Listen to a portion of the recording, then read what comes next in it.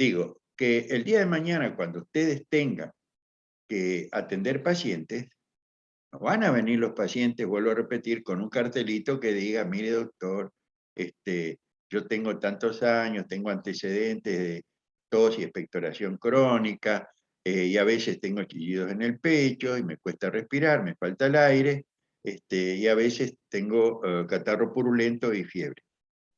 No va a venir con todo eso, no le va a contar el paciente. Ustedes tienen que ir sacándole la información a partir del motivo de consulta. ¿Ah? Entonces, para construir el caso clínico y plantearlo a los compañeros, plantearlo al docente, tienen que encontrar en el interrogatorio, a través de la doctora Rosa, porque al paciente no le van a preguntar si tenía un Bloomberg positivo, o si tenía un soplo cardíaco. Eso le preguntan, por eso dice que el interrogatorio no sea directo al paciente, sino a través de la doctora Rosa que examinó al paciente. Lo mismo los resultados de laboratorio o los resultados de exámenes complementarios. ¿Tá? Entonces, el ejercicio consiste en hacer el interrogatorio. Ustedes pueden hacerlo y pueden, si quieren, anotar las preguntas en el procesador de texto. Pregunto tal cosa, me contesta tal otra. Pregunto esto, me contesta esto. Entonces uno va viendo, yo si veo en la tarea, voy a ver cómo fueron interrogando. Y puedo comparar cómo lo hicieron y puedo hacer algunas observaciones. Después cuando tengamos el Zoom, incluso más, la idea es que en los próximos trabajos yo les diga, bueno, a ver, hoy incluso podemos hacer, ¿quién quiere interrogar, por ejemplo, al caso 12 o al caso 13? Es decir, no es caso 12, 12º, 13º, 14º, 16º. Y hacemos un ejercicio acá, clase. Pero ya les digo, si quieren, digamos, para saber cómo armaron el caso, digamos, transcriben el interrogatorio. Así que bueno, esa es la consigna. En todas las tareas siguientes van a ser hablar con algún caso. Bueno, hoy entonces vamos a ver las patologías intestinales que son causadas por un trastorno circulatorio. Voy a compartir la pantalla.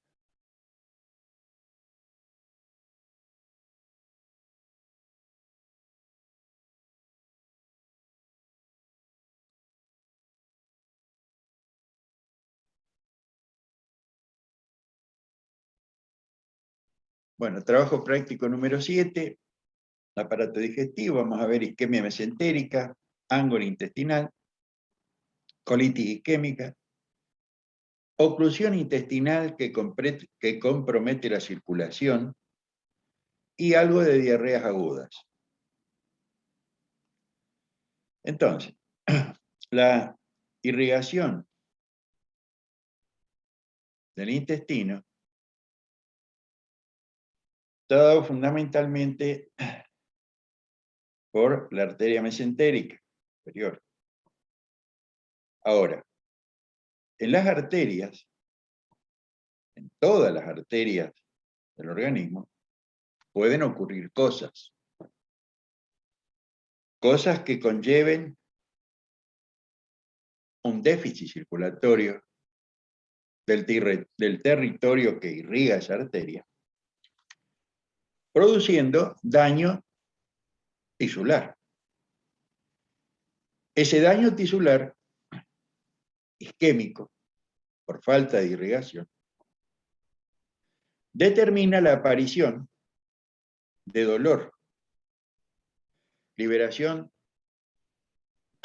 de sustancias en condiciones de anaerobiosis o de déficit de oxígeno, que llevan a la producción de metabolitos que pueden irritar terminaciones nerviosas causando dolor.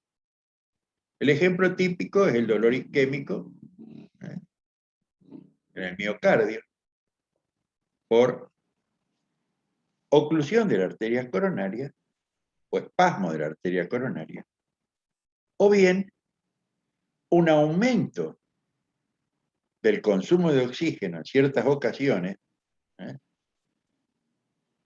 por ejemplo, en pacientes anémicos, un aumento del consumo de oxígeno llevaría a la isquemia miocárdica con dolor. El paciente anémico sometido a esfuerzos desmedidos puede presentar angos de esfuerzo. Y en el territorio intestinal ocurre lo mismo. Cuando hay un déficit de irrigación y no hay un buen suministro de oxígeno al tejido, ocurre el daño, que se manifiesta por dolor. Dolor y otros síntomas como iremos viendo más adelante. Este déficit circulatorio, este déficit de irrigación, puede ocurrir por una trombosis arterial. La trombosis arterial está producida por la existencia de placas de ateroma, es decir, la ateroesclerosis, placas de ateroma en distintos territorios arteriales, sobre esta placa ateromatosa, cuando se daña su superficie, puede formarse un trombo que ocluye o parcialmente la luz o totalmente la luz.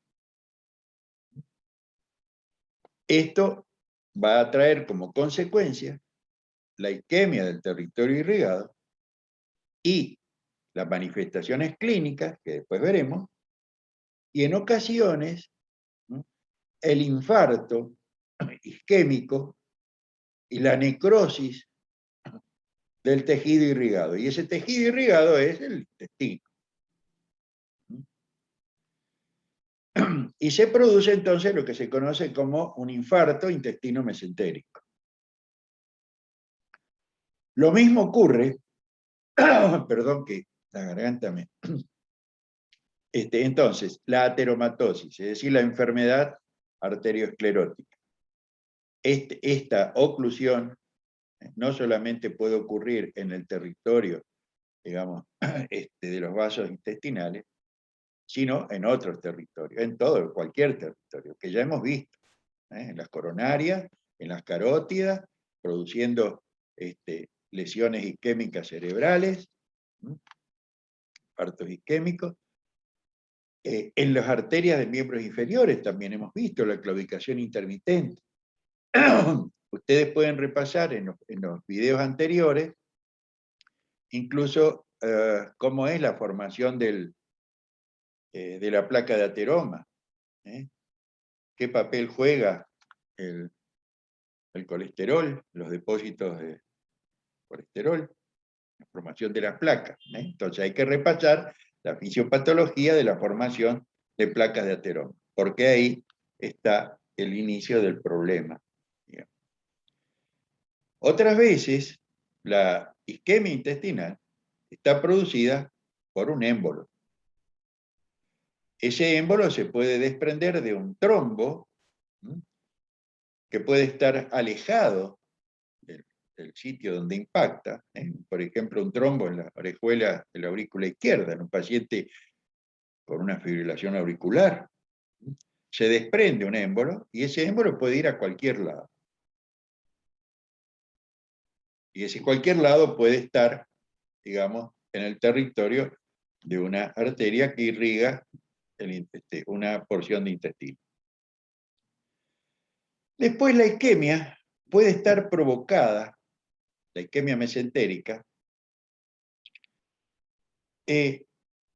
no por un mecanismo oclusivo, no porque se tapa, digamos, la luz del vaso, sino que las condiciones circulatorias son insuficientes para donar la cantidad de oxígeno necesario para el órgano funcionando.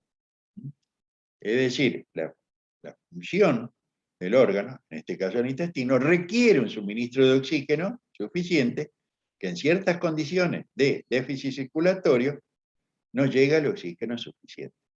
Como por ejemplo, en casos de insuficiencia cardíaca, de shock, de anemia. Ahora vamos a ver entonces, más adelante, causas de isquemia mesentérica no oclusiva. Entonces están las causas oclusivas y las causas no oclusivas. Y otro trastorno que puede acarrear isquemia mesentérica es la trombosis venosa, es decir, el trombo que ocluye la circulación de retorno. Va a tener algunas manifestaciones un poco diferentes, pero hay un compromiso, digamos, en la circulación intestinal mesentérica, producto de una trombosis venosa.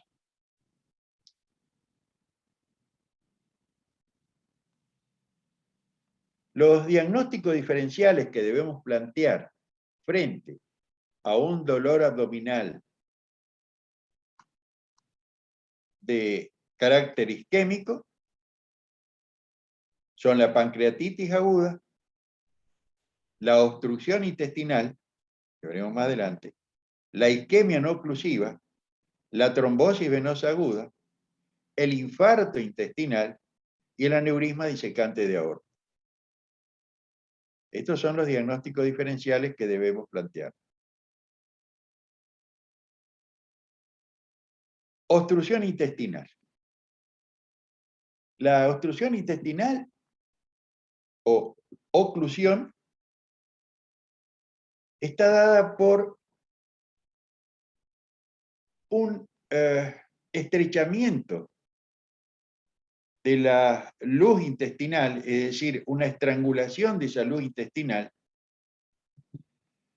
provocada la mayoría de las veces por una hernia, una herniación, una hernia interna, donde un asa intestinal, un asa de delgado, se filtra o se desliza a través de una brida y provoca, digamos, el encarcelamiento de esa asa, como se puede ver acá, o bien una torsión sobre su eje,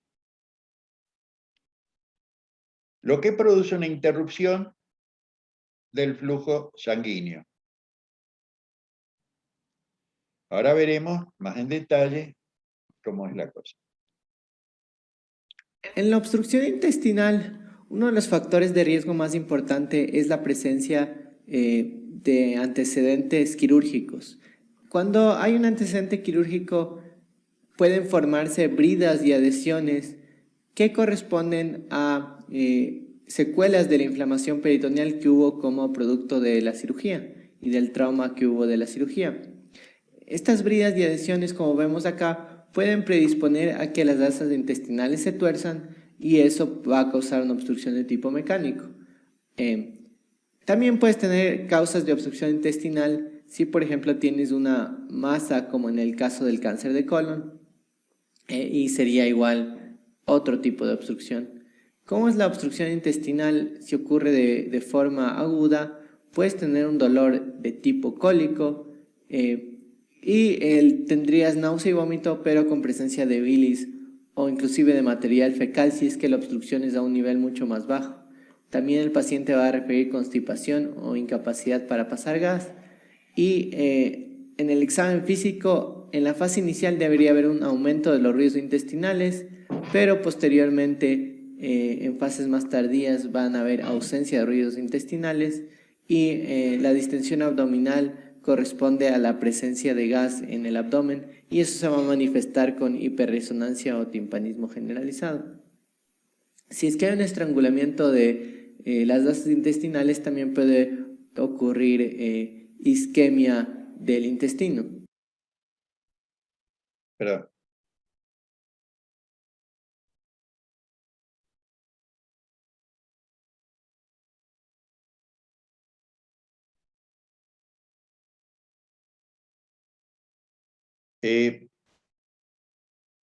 Ya vimos hilio mecánico e hilio paralítico en práctico anterior. El hilio mecánico es un hilio obstructivo. Esa obstrucción puede estar dado por un tumor, por una compresión, o bien, en este caso, que es lo más frecuente, por bridas interasas, donde hay un estrangulamiento de un asa. Hemos visto que en el hilio obstructivo hay una fase de lucha, de aumento de los ruidos hidroaéreos, hay distensión abdominal, hay dolor de tipo cólico, esa contracción espasmódica y periódica del intestino tratando de vencer el obstáculo provoca dolor. Y hasta que el músculo se fatiga.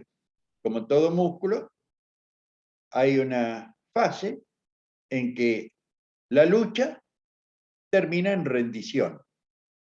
Es decir, los ruidos desaparecen y se comporta el abdomen como un hilio paralítico. Ese hilio paralítico habíamos dicho que en general pueden ser producto, digamos, inicialmente de una parálisis intestinal por postoperatoria, habíamos visto, que dura en general 24 o 48 horas, el hilio postoperatorio, el hilio por trastorno hidroelectrolítico, el hilio por una peritonitis, hilios paralíticos centrales. Ahí no hay compromiso, digamos, vascular. El compromiso vascular en el hilio obstructivo, en el hilio mecánico, está dado, digamos, en general por este fenómeno de estrangulamiento del asa. Y ahí se compromete la circulación y hay una necrosis, una isquemia y una probable necrosis, si pasan las horas, del asa estrangulada. Lo mismo pasa en los casos de las hernias, no las hernias internas, sino las hernias externas. Una hernia inguinal, estrangulada, una hernia epigástrica, es decir, puede dar lugar a una isquemia y a una necrosis de esa porción del intestino, como vamos a ver más adelante. Acá se explica cómo se vería un intestino que tiene comprometida su irrigación, ya sea por cualquiera de los mecanismos que hemos visto, una trombosis, una embolia, un estrangulamiento de un asa. Saudações a todos, meu nome é Jezreel, sou médico, radiologista e patologista, e neste vídeo para estudantes e profissionais da área de saúde, vamos conversar sobre este caso. Temos aqui uma radiografia do abdômen deitada, uma radiografia digital, na verdade um scout da tomografia. E a gente observa aqui o estômago, né, ar dentro do estômago, aqui o cólon, uma parte do cólon transverso e alças de intestino delgado levemente distendidas pela presença de gás. Então, alças de delgado distendidas pela presença de gás, o que não é uma coisa normal. Mas o detalhe é esta alça. Observe esta alça, veja que ela é diferente das outras alças. Veja que nas outras alças você vê gás dentro da luz, você vê uma fina parede. Olha só, olha essa aqui, gás dentro da luz e uma fina parede. Todas elas têm esse aspecto, gás dentro da luz e uma parede fina. Esta aqui está diferente. Você veja que existe gás na onde deveria ser a parede. Veja que forma aqui uma fina linha escura. Veja só. Isso aqui é gás na parede da alça. Aqui está normal. mas aqui tem gás na parede da alça. Então, um sinal muito evidente, muito claro de infarto intestinal. Veja aqui nesse perfil, observe as alças distendidas, inclusive com formação de nível hidroaéreo, mas veja que todas elas têm gás dentro da alça, né, na luz, e uma parede branquinha fininha. Todas elas têm esse aspecto. Veja só, todas, mas esta alça está diferente. Veja que o gás forma essa linha escura aqui e delimita a parede da alça, aqui, aqui. Então isso aqui é sinal de infarto intestinal. Tomografia computadorizada do abdômen, sem contraste. Aqui a gente já vê o fígado, você já vê essas bolinhas de gás dentro do fígado. Olha só, bolinhas de gás aqui, bolhas gasosas dentro do fígado. Fazendo esses desenhos, dicotomizando na região mais superficial aqui.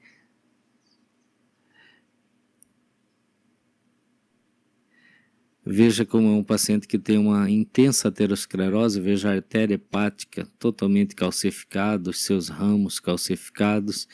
E esse gás é gás dentro de ramos da veia porta, dentro do sistema porta, porque o paciente sofreu um infarto intestinal, que a gente já viu lá na radiografia, e aí o gás penetra na parede da alça, entra no sistema venoso, vai pela veia porta e se distribui aí dentro do fígado. E vamos ver aqui. Observe esta alça. Veja que você tem o nível hidroaéreo, o conteúdo aéreo, né, conteúdo de ar dentro da alça, o conteúdo de líquido dentro da alça e tem gás aqui delimitando, né, desenhando a parede da alça. Isso não é normal. Isso é um sinal de infarto intestinal. Esta alça, a mesma coisa. Veja como é que tem que ser. Tem que ser desse jeito aqui. Tem que ser o conteúdo líquido, o nível hidroaéreo, ar, a parede da alça você vê aqui. Tem que ser desse jeito aqui, veja só, a parede da alça você vê ela nitidamente bem fininha ou um pouco mais grossa, não tem problema. Mas isso aqui não. Isso aqui o ar está delimitando exatamente a parede da alça, aqui e aqui. Portanto, ar na parede da alça, pneumatose intestinal, dentro do contexto clínico apropriado, significa infarto intestinal. Olha esse outro aqui também, essa outra alça. Essa aqui, olha aqui, ficou bem nítido aqui, ar na parede da alça. Você tem ar aqui, aí você tem líquido aqui, você tem o nível hidroaéreo e o ar aqui. Então isso aqui é sinal de pneumatose intestinal, infarto.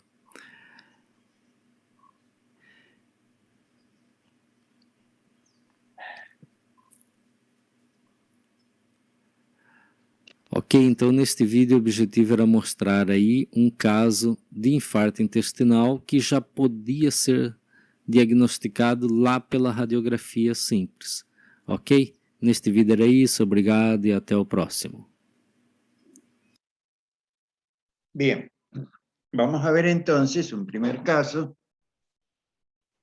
donde un paciente de 60 años con dolor cólico periumbilical que luego se hizo continuo y generalizado.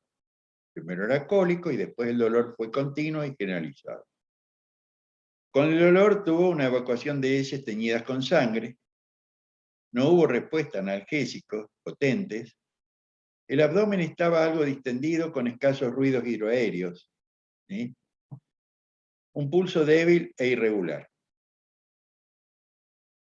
En un primer momento, cuando hay una isquemia o un infarto intestino mesentérico, una isquemia o un infarto, el dolor es muy intenso, pero no hay signos de irritación peritoneal. El abdomen es blando, no condice, digamos, el intenso dolor abdominal con los hallazgos semiológicos, con un abdomen blando, no hay defensa. Al contrario del hilio peritonítico, o del abdomen peritonítico. Ahora, si pasan las horas, puede entonces haber una irritación peritoneal en la medida que avanza la hora y la necrosis intestinal se establece. Este paciente tenía un pulso débil e irregular, y el pulso irregular, una arritmia completa, es característica en la fibrilación auricular. Este paciente podía haber tenido una fibrilación auricular, un trombo, la aurícula se desprende y da una embolia y una oclusión arterial.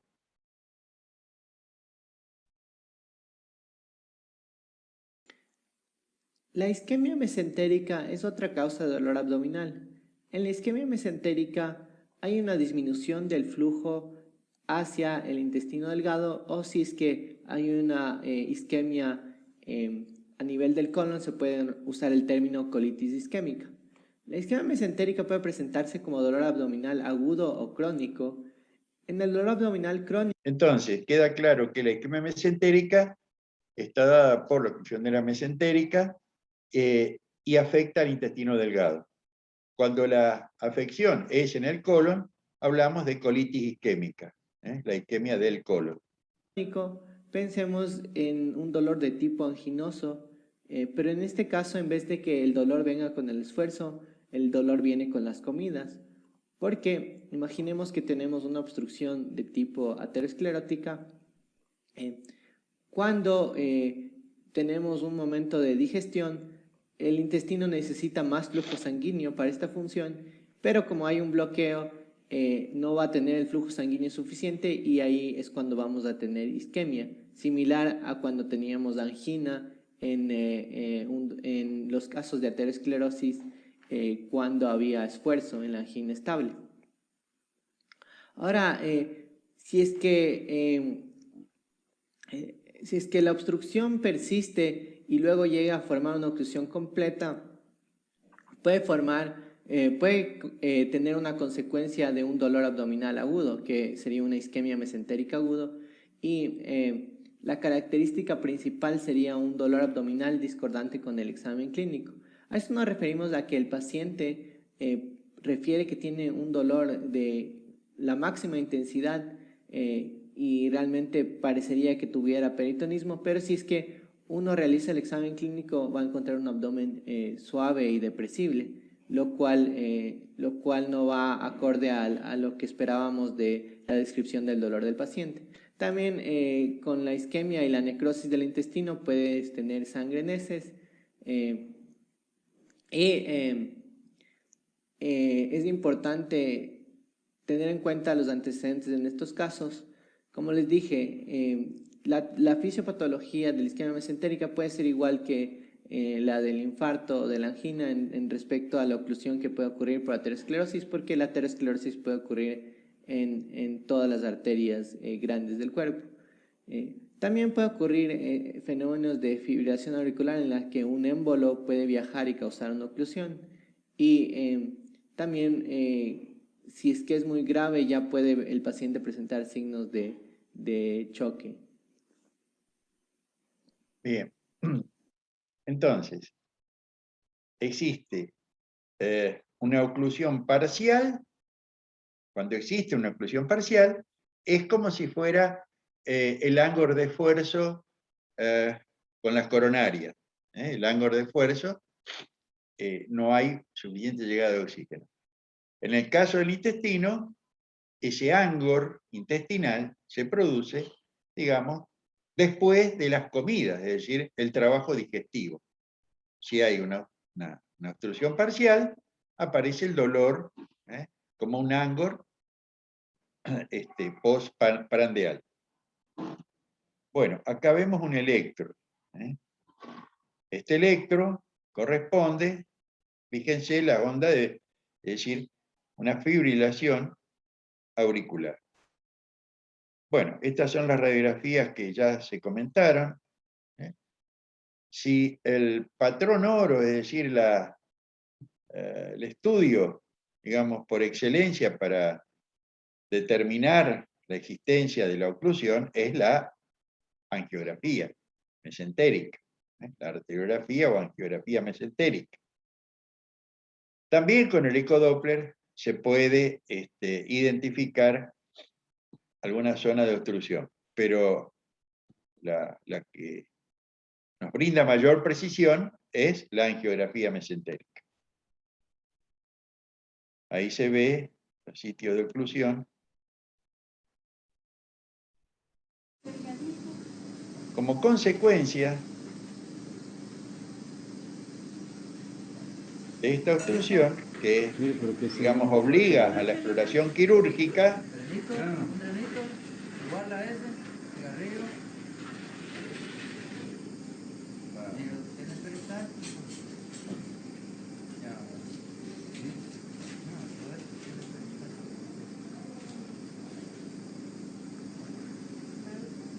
se puede encontrar entonces un asa comprometida, su circulación, y hay un cambio de color característico, un rojo vinoso, Está bien rosadito. No, y el color que tiene aquí comparado a este. Lento, sí, está desmatizado.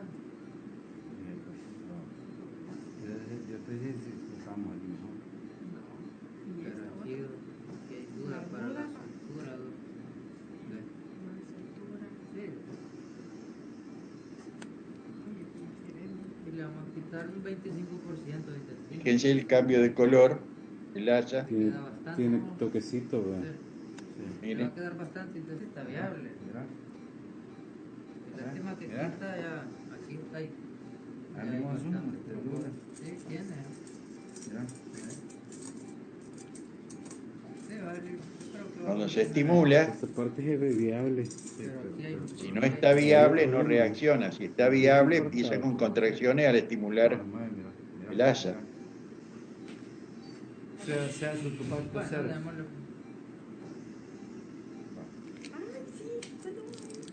Los dolarcitos. Pero vos lo vas a pagar.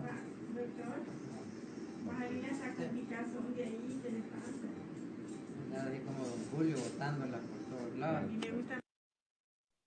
Bueno, es decir, esto puede ser producto o producida por una embolia que ocluye una arteria y determina que un segmento, digamos, esté isquémico e incluso necrótico, o bien el encarcelamiento y la estrangulación de un asa. Eso se ve después en la cirugía. Si es producto de la embolia, se hace una embolectomía. Y si es una estrangulación, el debridamiento. Bien. Mujer mayor, fumadora, hipertensa, un dolor centroabdominal cólico que aparece después de las comidas y dura unas horas. Ha perdido peso y evita la ingesta por temor a la comida. Se niega a veces a alimentarse adecuadamente por temor a que aparezca el dolor. Come menos de lo que necesita y puede haber adelgazamiento. Tiene un nombre que después ustedes me lo van a decir, el temor a comer por dolor. La colitis isquémica se puede manifestar ya sea por medio de una isquemia mesentérica aguda, es decir, un daño muy agudo, el cual se puede caracterizar por síntomas que se confunden con otras enfermedades, tales como la pancreatitis, la colecistitis, la apendicitis, la diverticulitis, entre otras. Por lo tanto, el diagnóstico suele ser complicado. Por lo general se caracteriza por un dolor abdominal muy importante que es desproporcionado para los hallazgos físicos. Es decir, es un paciente que tiene gran dolor abdominal, pero al revisarlo o explorarlo no se observan alteraciones significativas. Por lo general es un dolor tipo cólico que se localiza en la parte superior o media del abdomen.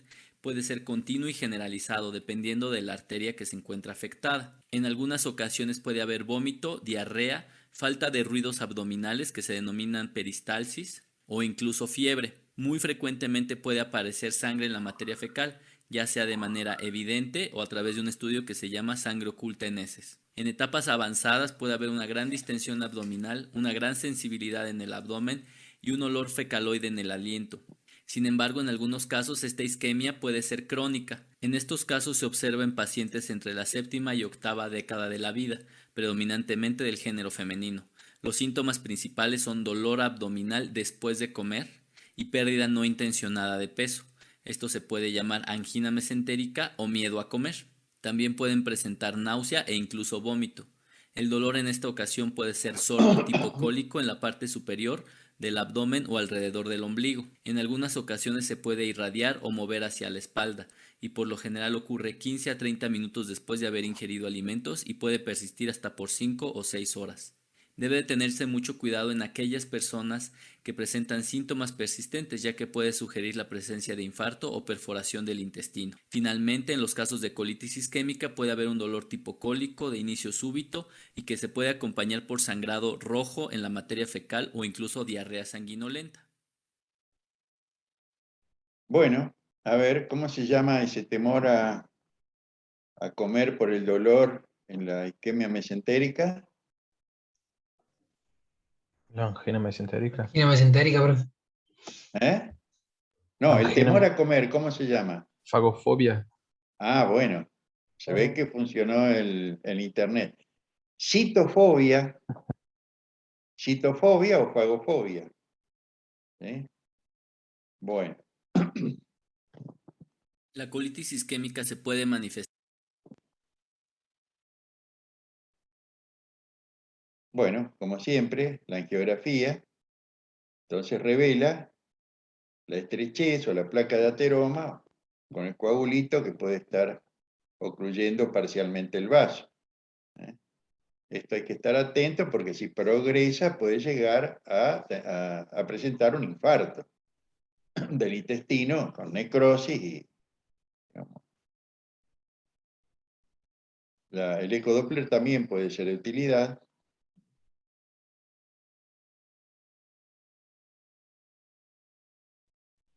Bueno, y a veces el tratamiento entonces implica hacer una cirugía, ¿m? Colocación a veces de stent o hacer un bypass. Lo mismo que pasa con cualquier patología arterial, ya sea de miembros inferiores o coronaria. ¿Eh? La desobstrucción. Bueno, acá vamos a ver otro caso de un paciente, dice, de 35 años que cursó con dolor abdominal cólico y proctorragia. Posteriormente, estreñimiento y tenesmo. Antecedentes de drogadicción. En este vídeo vamos a explorar los conceptos de isquemia, infarto y necrosis. Una isquemia es una disminución del flujo sanguíneo a una parte del cuerpo. Esto provoca, como consecuencia, una lesión. ¿Por qué? Porque disminuye el aporte de oxígeno y nutrientes que llegan a través de la sangre y si persiste puede provocar un infarto. ¿Y qué es el infarto? Una necrosis de una parte del organismo por falta de riego. Sería el concepto de necrosis, muerte celular. Entonces, la causa de la isquemia normalmente es una obstrucción arterial. Las arterias son los vasos sanguíneos que salen del corazón y llevan el oxígeno y nutrientes al resto del cuerpo. Entonces, cuando se obstruye, da una situación de isquemia. Causas que produzcan obstrucción arterial, pues las trombosis o las embolias, que son coágulos que se forman dentro de la pared del vaso y los llegan a obstruir, o que saltan de la parte en la que se han formado en forma de trombos y saltan en forma de émbolos y obstruyen. Puede ser por espasmos, por ejemplo provocados por algunas sustancias o drogas, por ejemplo la adrenalina podría producir espasmos que si persisten pueden dar lugar a una isquemia. Puede ser por una presión externa, por un tumor que presione, y los los infartos, por ejemplo, pueden darse en muchas partes del cuerpo. Por ejemplo, el típico, cuando hablamos de un infarto, normalmente nos referimos al infarto agudo de miocardio, que es el miocardio es el músculo cardíaco, pero tendríamos otro ejemplo que serían los accidentes vasculares cerebrales o los infartos cerebrales. Puede ser un infarto intestinal por una obstrucción en una arteria que vaya al intestino. Puede ser renal. En fin, en diversas partes del cuerpo, cuando no llega la sangre, se produce la necrosis, la necrosis y el infarto y la necrosis. Claro, la necrosis puede estar producida no solo por una obstrucción arterial, sino a veces también hay tóxicos que pueden producir necrosis, enfermedades autoinmunes en las que el cuerpo genera defensas contra sus propias células y las mata por radiaciones, aparte de las obstrucciones por trombosis, embolia que hemos comentado en esta parte de aquí. Isquemias puede haber de varios tipos.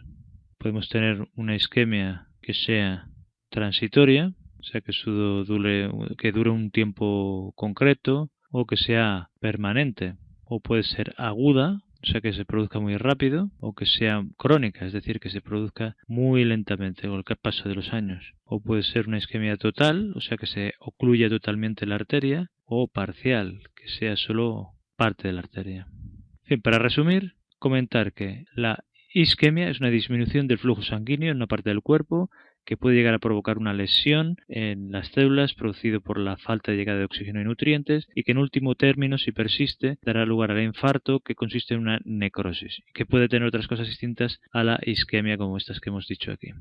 Y eso es todo. Muchas gracias. Bueno, también la placa donde se observa aire anormal intestino, en este caso el colon, de manera que acá este dolor está asociado a una colitis, a una colitis isquémica. La colitis isquémica, en general, el dolor está localizado cuando se trata de una obstrucción vascular que determina la falta de irrigación en el colon, produce la colitis isquémica y el dolor es referido en el ángulo esplénico del colon habitualmente, en el ángulo esplénico del colon por la característica de la irrigación en esa zona. En este caso, el problema está producido por un tóxico, la cocaína, que produce vasoconstricción y como es un territorio con una irrigación, digamos, en el límite, esa constricción arterial lleva a una isquemia en el ángulo, a una colitis isquémica que se manifiesta en el ángulo esplénico del colon. Bueno, acá hay unos signos radiológicos, el dedo de guante.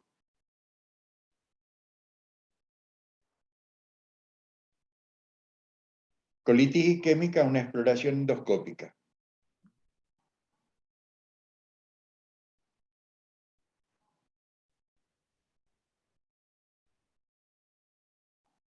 ¿Cómo se ve con la endoscopia?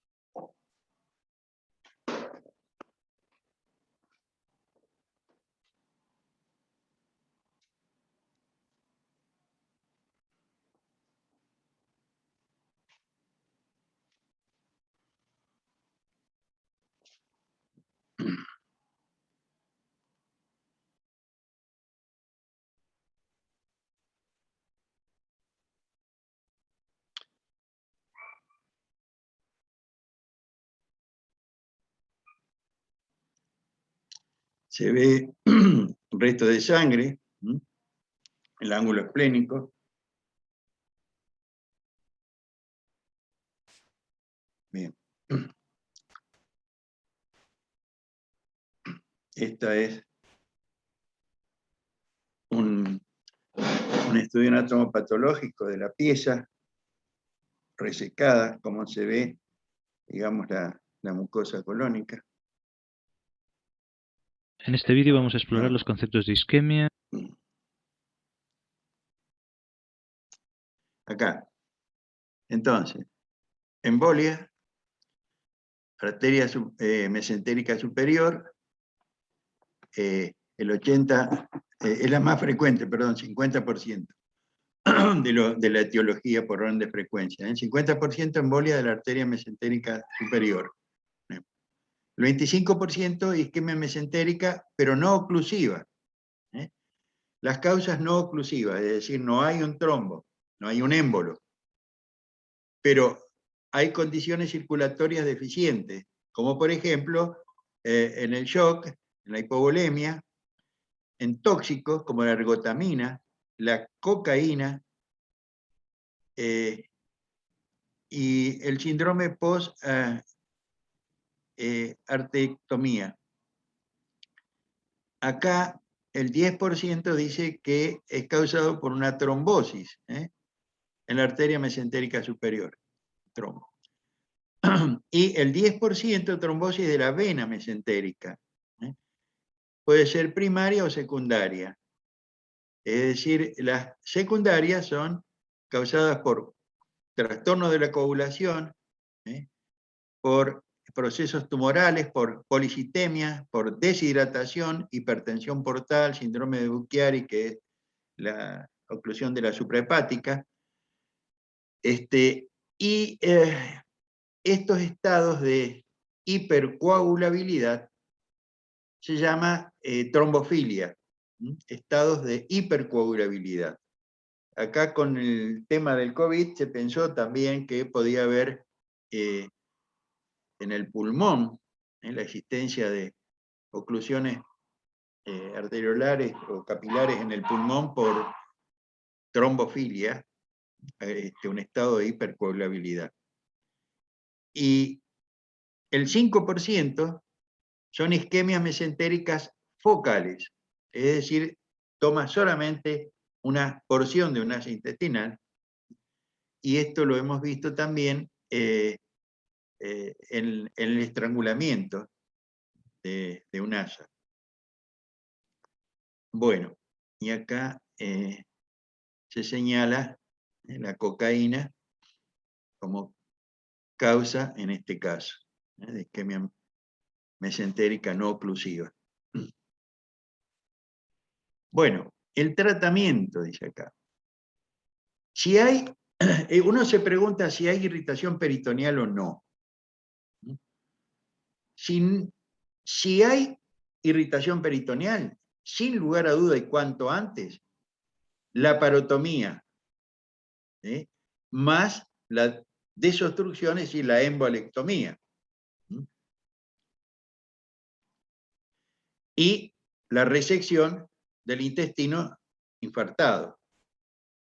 Ustedes vieron el cambio de color, si no se recupera al hacer la embolectomía, es decir, al extraer el émbolo, o el coágulo local, si no se recupera el color y la motilidad, ese intestino está necrosado y hay que resecarlo. Y en ese caso se puede hacer una resección y anastomosis término-terminal. Pregunta. ¿Uno puede vivir sin intestino grueso? Si se hace una resección total del colon, ¿se puede vivir? ¿Qué dice Schaeffer, Leandro? Sí. Sí. Bien. Por supuesto. Depende. No, ahí no depende de qué. ¿Qué me dijo depende? Usted, digamos, tiró un tiro al aire por las dudas. ¿Ah? Ey, ¿quién me dijo depende? Fontela, ¿sí? ¿Eh? ¿Fontela? ¿O quién me dijo depende? Cuénteme, No, no fue yo. ¿no? ¿Y quién era? Sí, no lo veo, no lo veo. Bueno, no depende. Se puede vivir sin el colo. Por supuesto, con los cuidados correspondientes y bueno. Ahora, ¿se puede vivir sin intestino delgado? ¿Plasmoura?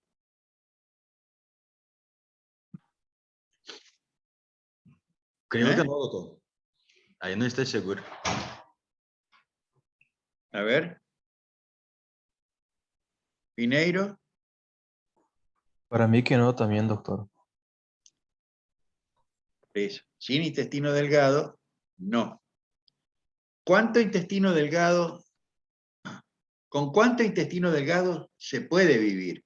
En caso de tener que resecar porque hay, digamos, un infarto intestino mesentérico extenso. ¿Cuánto se necesita de intestino para poder sobrevivir? Y no sé, pero yo pongo la mitad, como 4 o 5. ¿Y la mitad de cuánto? De entre 8 a 12. A la miércoles, 12 metros, un intestino medio largo. Bueno, entonces para la próxima me estudian la longitud del intestino delgado y sus porciones, la del intestino grueso, y con cuántos centímetros de intestino delgado se puede vivir, y sobre todo, qué porción se debe conservar para que sea compatible la vida. Bueno, dicho esto, si no hay signos de peritonitis, se puede hacer una trombolisis. Y la trombolisis con trombolítico, que ustedes ya conocen, que son los mismos que se usan para el infarto de miocardio. Ahora, si en primera instancia lo que deberíamos hacer es, ahora vamos a ver en un cuadrito, la inyección de papaverina, que es un poderoso vasodilatador. En la no oclusiva, es decir, hay circulación, pero la demanda excede la oferta, infusión local, arterial local de vasodilatadores. Si hay trombosis venosa, heparina, y si el émbolo es pequeño, trombolítico, vasodilatadores arteriales y anticoagulantes. Y un seguimiento, por supuesto.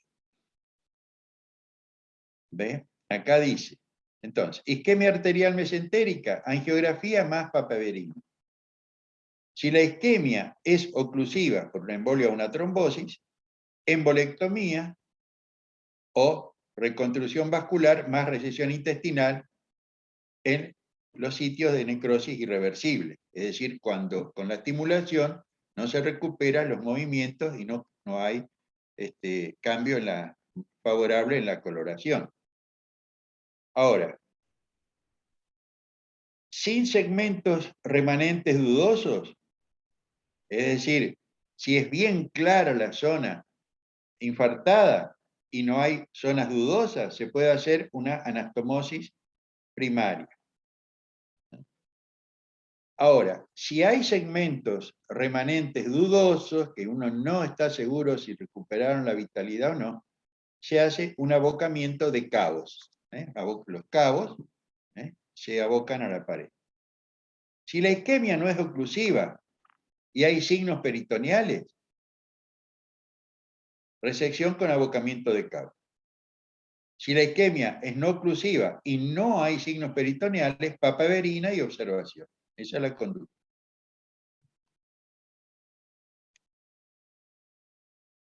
Bueno, paciente joven que refiere dolor abdominal y diarrea. Se sintió afiebrado pero no controló la temperatura. Ese es de aspecto mucosanguinolento. Bueno,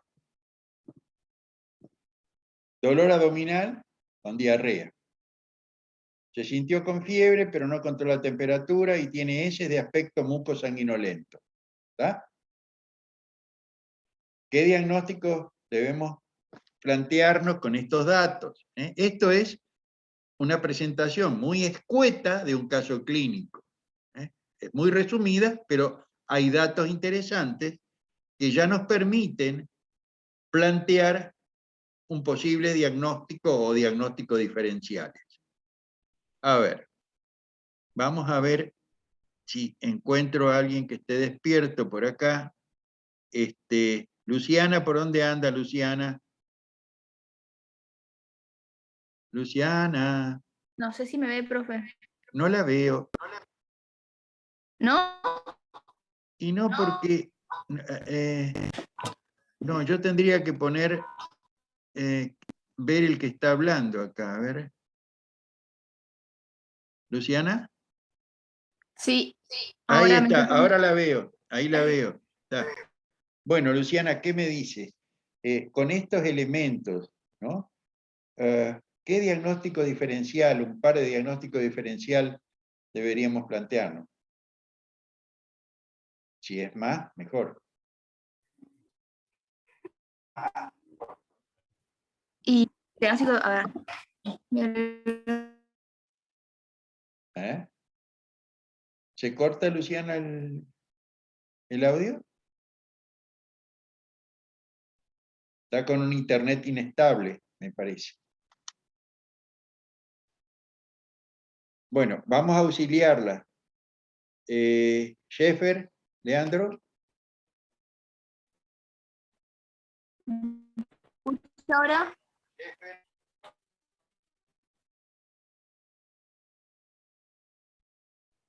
Leandro. Active Sí. su micrófono, Leandro. Ahí está. ¿Qué diagnósticos deberíamos, presuntivos, deberíamos plantearnos? O diagnósticos diferenciales, mejor dicho. ¿Qué le parece? ¿O qué le podríamos preguntar? La primera pregunta que tendríamos que hacerle.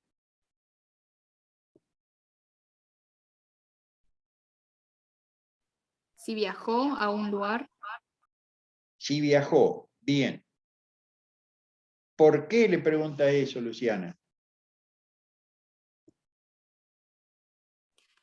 Y por la diarrea del viajero. Bueno, la diarrea del viajero en general está producida por giardias. Es una de las diarreas del viajero en general no son mucosanguinolentas, ni tienen fiebre. Son diarreas parasitarias, la mayoría. Pero, en ese viaje, y bueno, puede haber, digamos, adquirido una enfermedad infecciosa. Entonces, ¿qué le deberíamos preguntar? ¿Qué otra pregunta podríamos hacer, digamos, para ir dilucidando la cuestión? En realidad, para poder dilucidar la cuestión y hacer preguntas, lo primero que tendríamos que hacer es plantearnos diagnósticos diferenciales, porque si no, no sabemos qué es lo que queremos averiguar. Entonces, cuando usted planteó la posibilidad del viaje, bueno, uno tiene que pensar en una diarrea del viajero.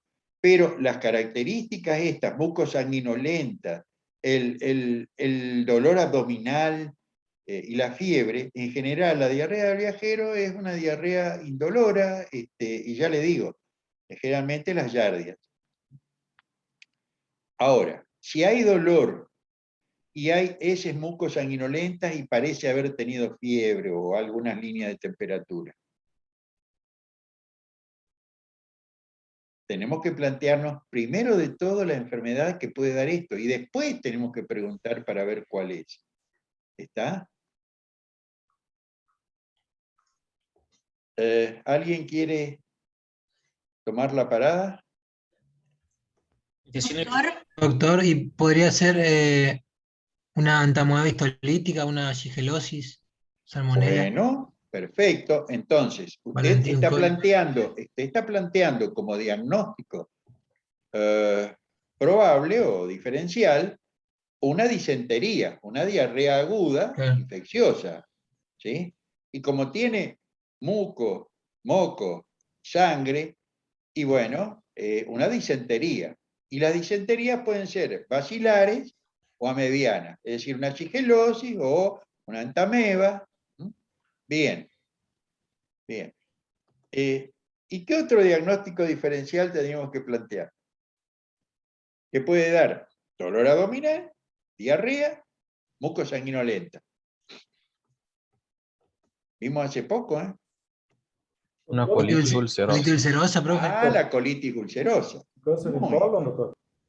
¿Eh? Un câncer de cólon, doutor, también, no sé. Mire, paciente joven, dice. Dolor abdominal y diarrea. Es muy raro que un cáncer de colon se presente de esta forma. ¿Ah? Enfermedad de Crohn también. Bueno, es decir, usted tendría que plantear la posibilidad de una enteropatía inflamatoria. Una enteropatía inflamatoria entre la cual está la colitis ulcerosa y el Crohn. Por la edad joven y por la frecuencia, me inclino más a pensar que puede ser una colitis ulcerosa. Ahora bien, ¿qué pregunta podríamos hacerle ahora para inclinarnos más por una colitis ulcerosa que por una disentería bacilar o amebiana? ¿Cuál sería la pregunta? Podría ser preguntar lo que comió. Mire, el tema de la comida, todos comen algo. Ahora, si le dice, mire, a ver, con esa pregunta, usted le preguntaría, dígame, ¿qué comió? Y le va a decir, mire, comí milanesa con papas fritas o comí, qué sé yo, no sé, jamón crudo con mayonesa. Pero eso no le va a hacer una distinción si realmente se trata de una diarrea infecciosa o una colitis ulcerosa. Doctor, si es la cronología, si es en brotes o en afección Claro. continua, Entonces, ¿qué le preguntaría?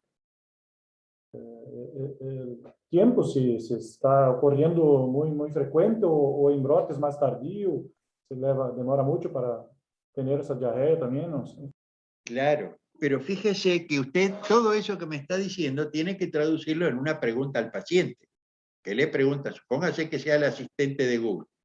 ¿Qué le pregunta al asistente, al paciente? ¿Qué le pregunta? ¿Con qué ¿Desde frecuencia cuándo? va de cuerpo? ¿Cómo? ¿Con qué frecuencia va de cuerpo? ¿Con qué frecuencia? Y mire, 4 evacuaciones diarreicas. ¿Desde cuándo, doctor? ¿Desde cuándo? Desde hace 2 días.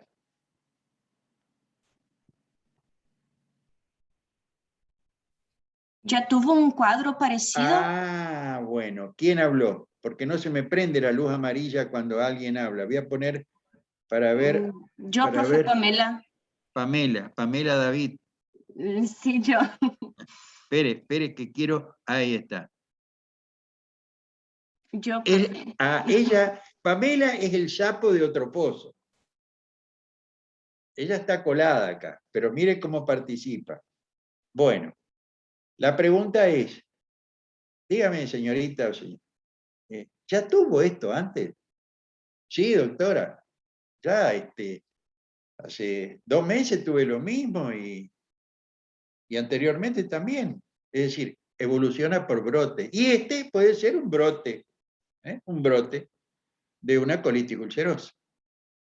Ahora, si le dice, no, nunca me pasó esto, esta es la primera vez.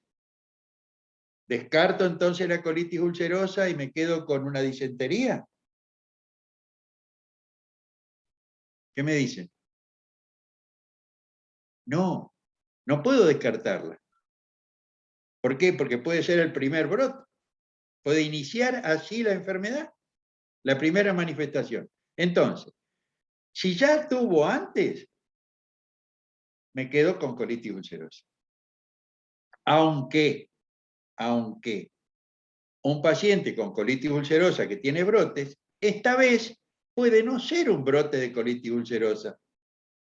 Puede ser una infección intestinal, es decir, una diarrea enteropenetrante de forma disentérica producida por una shigella. Entonces son cuestiones de probabilidades. Pero yo por un interrogatorio podría inclinarme más por una o por otra. Pero al final voy a estar obligado a pedir algún examen complementario. ¿Está? Y ese primer examen complementario que pediría es un coprocultivo. Ver si hay, digamos, gérmenes en las heces, si hay shigella o si hay salmonela o una Escherichia enteropatógena. ¿Está? Bien. Doutor. Sí. Uma irritação, um síndrome do intestino irritável, muitas vezes por um alimento muito forte, pode ter generado um sangrado, uma proctorragia, não sei. No, no, no. Por ser nova, por no, ser joven. No, no. Espere. Vamos por parte. Vamos por parte. Primero, dijo un alimento muy fuerte. Tenemos que empezar a hablar con propiedad. Alimento fuerte que se refiere a un alimento con picantes, como usan el chili o... Muy ácido, no sé. En realidad, los alimentos que contienen, digamos, estas sustancias de los pimientos, etcétera, pueden provocar una irritación en el estómago, pero en general que me dé diarrea es difícil. Segundo, usted habló de qué cuadro que plantea diagnóstico diferencial con un colon irritable, me dijo. Bueno, en el colon irritable no hay diarrea mucosanguinolenta, no hay sangre en el colon irritable. ¿Ah? Entonces, no es un diagnóstico que debemos, digamos, contemplar. Ahora, si hay sangre y moco, sí, colitis ulcerosa, es decir, enteropatía inflamatoria. El colon irritable es un trastorno de la motilidad, pero la mucosa es sana. ¿Tá? Bueno, ahora tengo que volver a ponerlo en orden, acá en el cuadrito, ¿cómo cuerno? Ahí está. Vamos a ver esto, vamos a ver entonces esta, señora.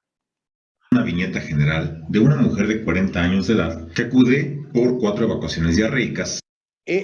No tiene nada que ver este videíto que estoy mostrando ahora con el caso anterior. El caso anterior es una muchacha muy joven que tiene una diarrea, digamos, disenteriforme por una shigella, o bien, si quieren, puede tener un brote de una colitis ulcerosa. Era nada más que para mostrar o para hablar sobre los diagnósticos diferenciales de ambas entidades que dan diarrea. En un caso, una diarrea aguda, como la disentería. Las diarreas agudas son aquellas que, digamos, tienen un tiempo limitado de duración, en general algunos días. En cambio, esta colitis ulcerosa que evoluciona por brote, estaríamos hablando de una diarrea crónica, se prolonga en el tiempo.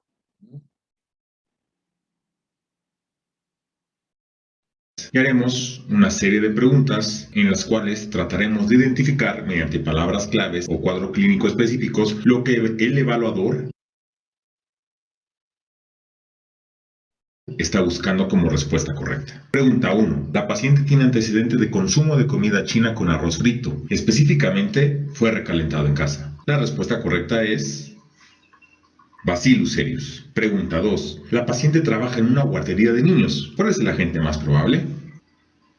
Rotavirus. Pregunta 3. La paciente consumió una ensalada con mayonesa en una kermés. Los síntomas iniciaron 6 horas después con vómito. La respuesta correcta es toxina por Staphylococcus aureus.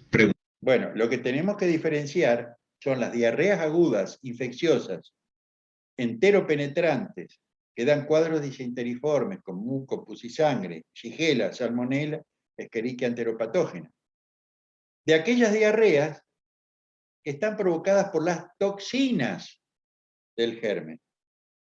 No por el germen en sí, sino por las toxinas del germen.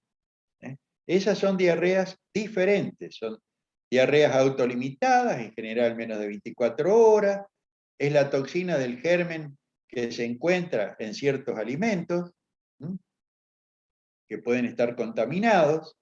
Ahora, una pregunta muy importante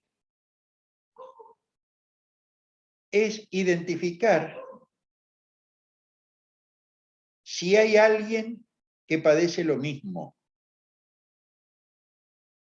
Entonces, ¿es usted sola la que tiene, o en la familia, o en alguna amistad, o alguien? Sí, estuvimos juntos en una cena. Ah, bueno. O bien, mi mamá tiene lo mismo. Entonces, si mi mamá tiene lo mismo, tenemos que pensar en la posibilidad de algo que afecte genéticamente a ambas personas.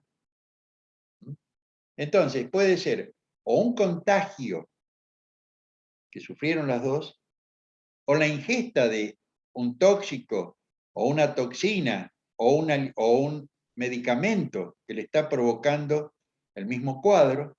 Es decir, entonces, la pregunta, si alguien padece lo mismo, es muy importante para buscar la causa, ya sea genética, ya sea la ingesta de algún tóxico, o de una toxina, o de un alimento que contenga toxina. ¿Sí? Bien, seguimos. Pregunta 4. La paciente consumió ceviche hace un par de días a la exploración física con vesículas en ambos miembros inferiores. Tiene antecedente de cirrosis hepática. El agente etiológico probable es Vibrio vulnificus. Pregunta 5. Los síntomas iniciaron durante un crucero en Cozumel. Tiene además náusea y vómito. ¿Cuál es el agente más probable? Norovirus. Pregunta 6. A la exploración física, la paciente con una masa hepática. Ella es originaria del Bajío mexicano. El agente etiológico probable es entamoeba histolítica. Pregunta 7. Tiene antecedente de consumo de antibióticos hace 2 semanas, específicamente fluoroquinolonas. Fue recetado por una infección de vías respiratorias. El agente etiológico probable es Clostridium difficile. Pregunta 8. La paciente acaba de regresar de viaje de cualquier país en vías de desarrollo. La respuesta correcta es Shigella. Pregunta 9. Las evacuaciones con sangre posterior al consumo de carne con poca cocción. La respuesta correcta es E. coli o 157H7. Recuerden, una de las mayores complicaciones de este tipo de Escherichia coli es el síndrome urémico hemolítico, que se desarrolla entre el 6 al 22% de los casos. Nota mental, no antibióticos, no plaquetas para la trombocitopenia. Pregunta 10. ¿Tiene antecedente de consumo de panecillos con relleno cremosito? La respuesta correcta es Yersinia enterocolítica. Pregunta 11. La diarrea sin sangre, dolor epigástrico, anemia con deficiencia de hierro y eosinofilia. La paciente acaba de regresar de viaje del sureste mexicano. La respuesta correcta es estrongiloides. Pregunta 12. La diarrea está asociada con dolor en cuadrante inferior izquierdo, sangre y fiebre. ¿Cuál es el agente probable? Campylobacter jejuni. Pregunta 13. Paciente con antecedente de SIDA, evacuaciones en gran cantidad, sin sangre. A la tinción de ácido alcohol resistentes se pueden observar microorganismos. El agente probable es Cryptosporidium. De forma general, hablando de diarrea infecciosa, el agente más común en más del 50% de los casos va a ser el norovirus. Los síntomas van a resolver relativamente rápido, en menos de una semana, y los cultivos, si es que los solicitamos, van a mantenerse negativos. En cambio, en cuanto a los agentes bacterianos, podemos dividirlos en 2 tipos. los agentes que son invasores y aquellos que son no invasores. Para definir diarrea, específicamente es la producción de más de 200 a 300 mililitros de evacuaciones en 24 horas. De forma general, el clínico determinará una definición operativa, que es la presencia de más de 3 evacuaciones al día, obviamente por encima del basal del paciente, o heces que sean totalmente líquidas. Lo podemos clasificar por duración en diarrea aguda, en aquella que dura menos de 2 semanas, o una diarrea crónica, que es aquella que dura más de 4 semanas. Recordemos que al duodeno llegan al día 8 litros, de los cuales 1.5 litros se absorben en el intestino delgado. El colon se encarga de absorber el remanente, lo que deja solamente 200 a 300 mililitros para las evacuaciones. En cuanto a la diarrea aguda, como clínicos tenemos que tener en cuenta cuándo es una enfermedad grave. Y esta es la presencia de fiebre de más de 38.5 grados, dolor abdominal intenso, presencia de sangre en las evacuaciones, más de 6 evacuaciones al día, pacientes que estén inmunocomprometidos, como pacientes que tengan SIDA o trasplantados, y aquellos pacientes adultos mayores por encima de 70 años de edad. En cuanto al cuadro clínico, lo podemos clasificar en diarreas no inflamatorias e inflamatorias. La no inflamatoria se va a caracterizar por ser diarrea acuosa, sin sangre, que realmente es leve y autolimitada. Los agentes etiológicos van a ser virales, en su mayoría norovirus específicamente, y bacterias no invasoras, y solamente indicaremos estudios de extensión si esta diarrea dura más de una semana o tiene datos de gravedad. En cuanto a la diarrea inflamatoria, como su nombre lo indica, las evacuaciones pueden presentar sangre, pus, el paciente puede presentar fiebre, y los agentes etiológicos generalmente van a ser bacterias invasoras o productoras de toxinas. Los estudios de extensión que indicaremos en las diarreas inflamatorias incluirán coprológico, coprocultivo y exámenes de acuerdo al cuadro clínico. Por ejemplo, si el paciente tiene el antecedente de consumo de hace 3 meses o menos de antibióticos de amplio espectro, específicamente fluoroquinolonas, solicitaremos unas toxinas A y B para descartar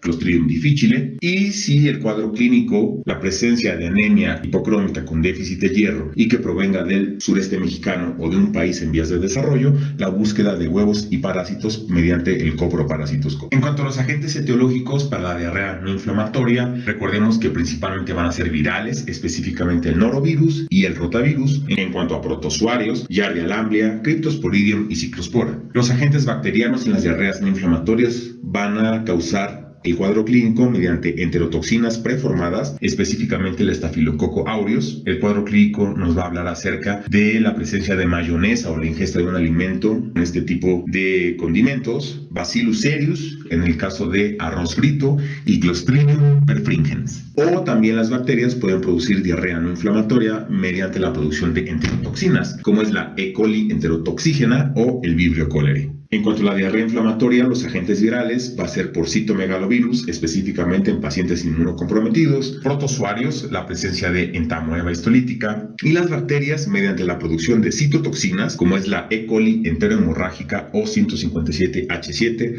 Recordemos que una de las complicaciones en el 6 al 22% de los casos es la presencia de síndrome urémico hemolítico, no antibióticos, no plaquetas, vibrio parahemolíticos y el Clostridium difficile. Y en cuanto a la producción de diarrea inflamatoria por bacterias, otro mecanismo es mediante la invasión a la mucosa propiamente, como es la Shigella, Campylobacter, Salmonella, E. coli enteroinvasiva, Aeromonas, Plesiomonas, Yersinia enterocolítica, y también enfermedades de transmisión sexual, como es la clamidia, la neisseria e incluso la Listeria monocytogenes. En cuanto al abordaje, recordemos que la mayoría de las diarreas agudas no inflamatorias van a ser autolimitadas y el 90% se van a resolver de forma espontánea en menos de 5 días. El tratamiento únicamente va a consistir en hidratación y antidiarreico. Si tiene más de 7 días de duración, hay que buscar leucocitos en moco fecal para descartar una diarrea inflamatoria, lactoferrina o coproparasitoscópico y coprocultivo. Ahora, para las diarreas inflamatorias, que son aquellas que se van a caracterizar por la presencia de evacuaciones con sangre y o moco, los coprocultivos van a ser positivos en el 60 al 75%. Recordemos que hay agentes que necesitan algún tipo de cultivo especial, como es la yersinia, el vibrio y las aeromonas. E incluso podemos buscar serotipos como es la toxina Shiga de la Escherichia coli. Continuando con el abordaje, existen ciertos agentes etiológicos que requieren investigación más profunda. Van a ser positivos para la tinción ácido-alcohol resistente, el Ciclospora y Cryptosporidium. Principalmente estos agentes hay que sospecharlos en pacientes con inmunosupresión, específicamente SIDA. Si el paciente tiene un cuadro previamente de exposición a antibióticos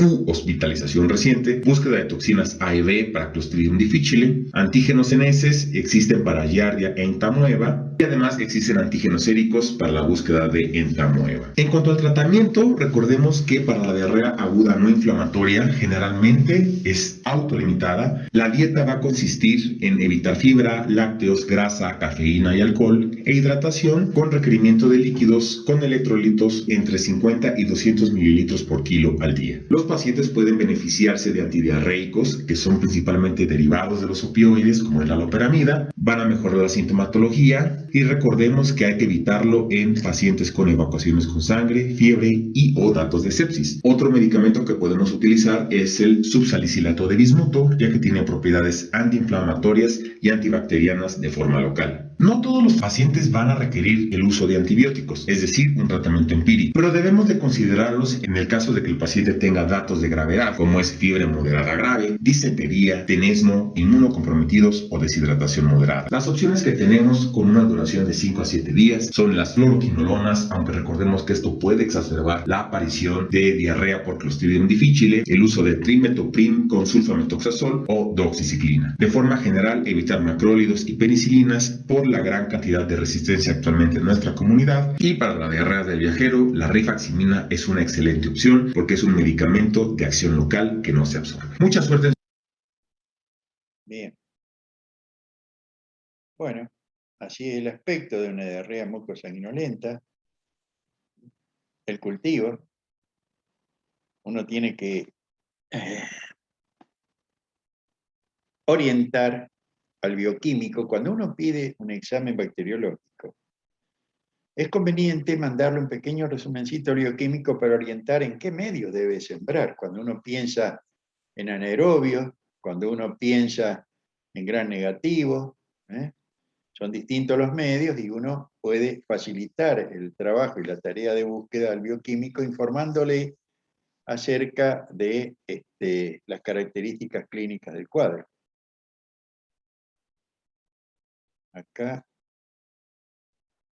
lo veo muy bien. Ah, bueno. Esto es el examen en fresco, en la materia fecal, donde se ve el parásito. Lo mismo que acá.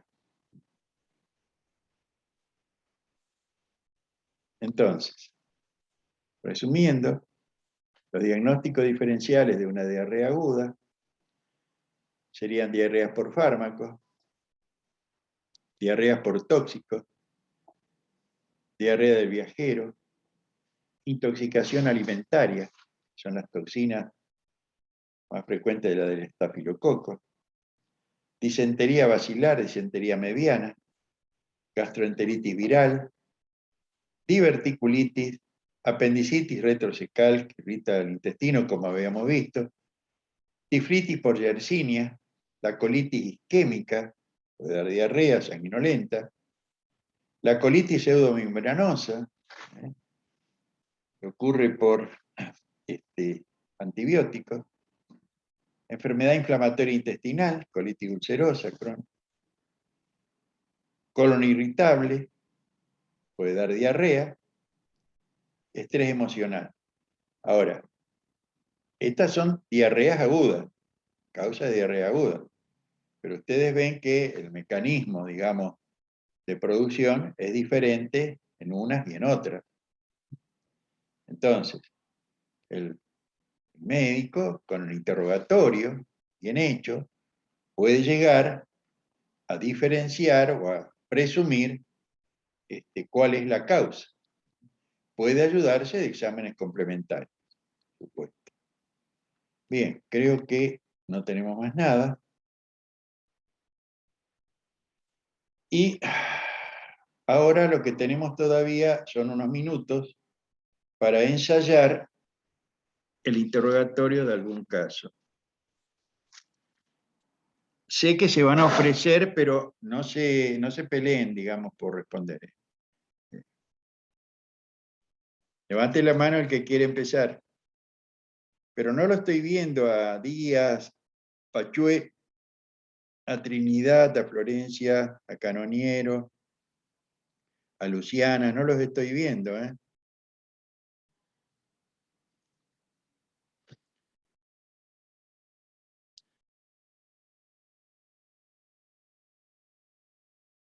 Bueno, a ver, levante la mano el que quiere que tenga el asistente. Bueno, me van a decir que no, que están usando el celular, que no. Bueno, yo les ofrezco, digamos, este ensayo previo al oral que viene pronto, dentro de, no sé, semana, va a ser la ERA, la parte digestiva, y el oral. Si yo lo tomo, creo que lo voy a tomar, digamos, interrogando o haciendo un simulacro de interrogatorio, ya sea que yo me ponga de paciente y ustedes me interroguen, o bien con el asistente, pero no se amilanen, es decir, es un ensayo, no tengan vergüenza. A ver, levánteme uno, siquiera la mano para contestar, para... ¿Quién tiene el asistente a mano ahí? ¿Se dan cuenta? Qué decepción la mía. Profe, yo quería hacer, pero yo ahora al fin de me voy a cambiar el celular y yo puedo hacer siempre que usted quiera, porque en mi iPhone yo no conseguí. Bueno, el tema del iPhone, vuelvo a repetir. Mire, yo lo encontré. Si ustedes pueden entrar al grupo de clínica, mire, ahora voy a poner para que ustedes vean en Facebook, busco, dice que está configurando en español.